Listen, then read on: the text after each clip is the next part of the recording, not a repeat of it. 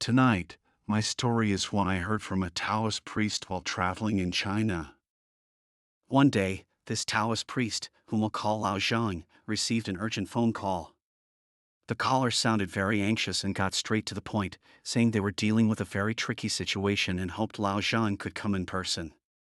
But when Lao Zhang asked what the problem was, the caller kept insisting that it couldn't be explained over the phone and that it would be better to discuss it face to face. So, that night, Lao Zhang packed his ritual tools and rushed to the caller's location. By the time he arrived, it was already late at night. He was greeted by three men, who later turned out to be brothers. After meeting, the three brothers drove him to an old neighborhood on the edge of the county town. The car stopped in front of a building at the very back of the neighborhood, and they led him into the east room on the first floor. Lao Zhang couldn't help but wonder why these three brothers, who drove luxury cars and wore expensive watches, lived in such a rundown neighborhood. But once inside the room, he felt that the question no longer mattered. The windows in the room, any that could let in light, were all covered with thick cotton cloth. Moreover, there was a small coffin, pitch black in color but not very large, in the room. In front of the coffin were some burnt paper ashes and unused incense offerings, and in front of them was an altar table with a photo of an elderly person and what appeared to be an urn. But what puzzled Lao Zhang the most was the thick layer of dust on the coffin. It looked as though the coffin had been sitting there for a long time, which struck him as very odd. His mind began to form some suspicions. At this point, Lao Zhang got straight to the point and asked the three brothers to explain the entire situation. After a moment of silence, the eldest brother lit a cigarette and began speaking slowly. He said that the house they were in had been where their parents had lived. A few years ago, their father passed away from illness, and their mother was devastated. Before their father passed, their mother had been very cheerful, and the elderly couple often went for walks around the neighborhood or went shopping together. But since their father's passing, their mother had become very gloomy. She rarely went out and even insisted that her sons buy thick cotton cloth to cover all the windows. So, their mother had been living alone in this old house, keeping the ashes of their father with her. The three daughters-in-law thought their mother's actions were very strange, and out of fear, they rarely visited her. Over time, it was just the three brothers who took turns checking on her.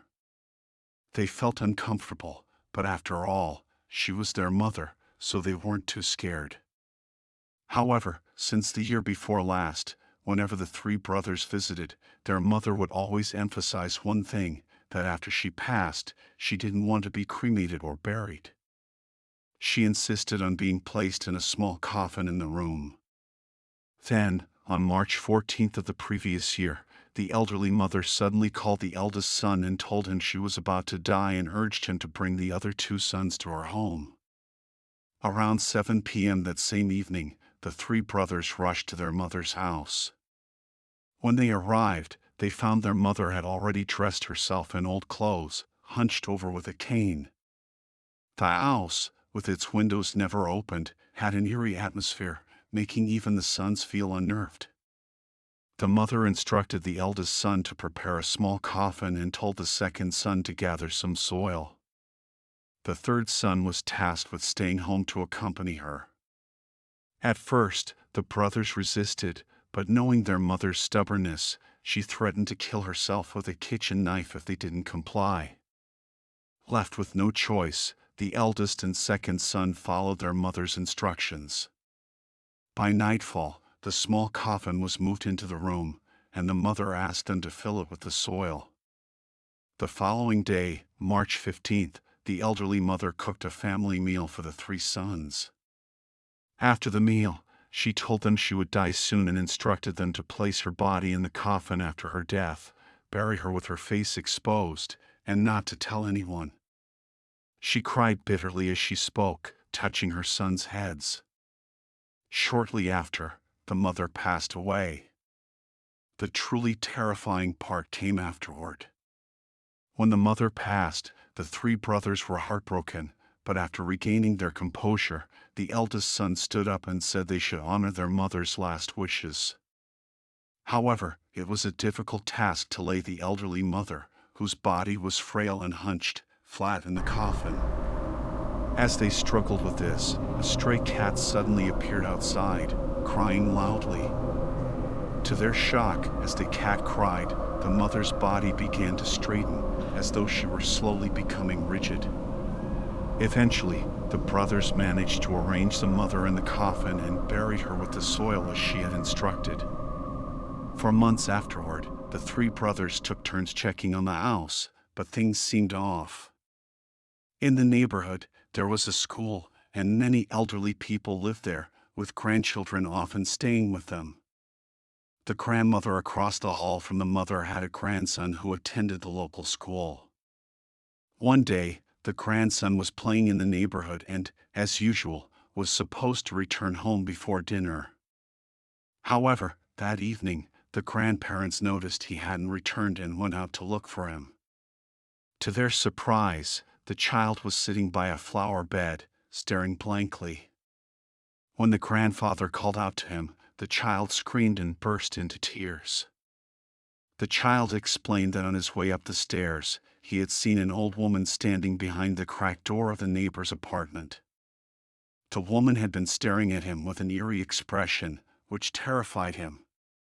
The grandparents, realizing that the elderly neighbor had become reclusive after her husband's death, concluded that the child's noise had disturbed her. The following day, when the grandfather went to apologize, he found no one home.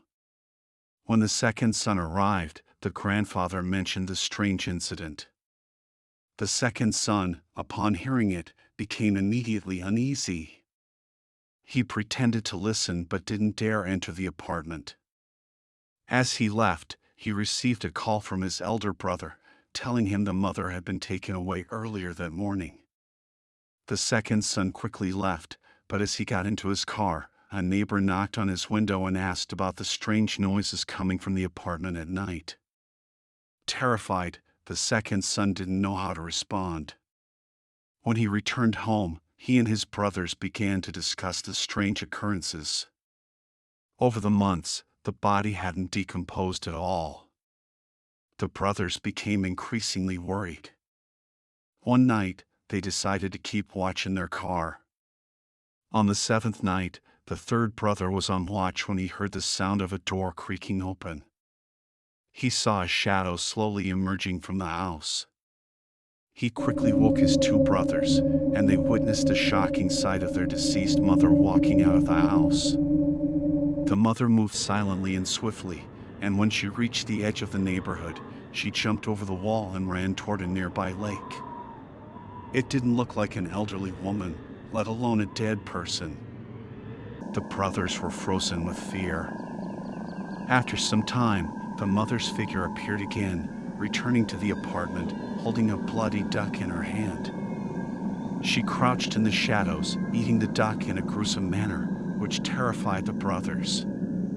The next morning, when they entered the house, they found the mother still lying in the coffin, appearing unchanged.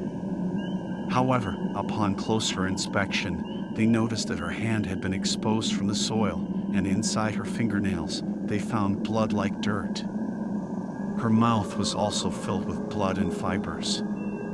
The brothers decided to leave immediately and sought the help of experts, eventually finding Lao Zhang. After hearing the whole story, Lao Zhang said they were fortunate to have discovered it in time. If they had waited any longer, it would have been much more difficult to deal with. He suggested a simple and effective solution: burn it. Lao Zhang explained that the elderly woman had likely been deceived by someone. The situation she created in the house couldn't allow her to be reunited with her husband in the afterlife. It was a trap that had turned her into something neither human nor ghost.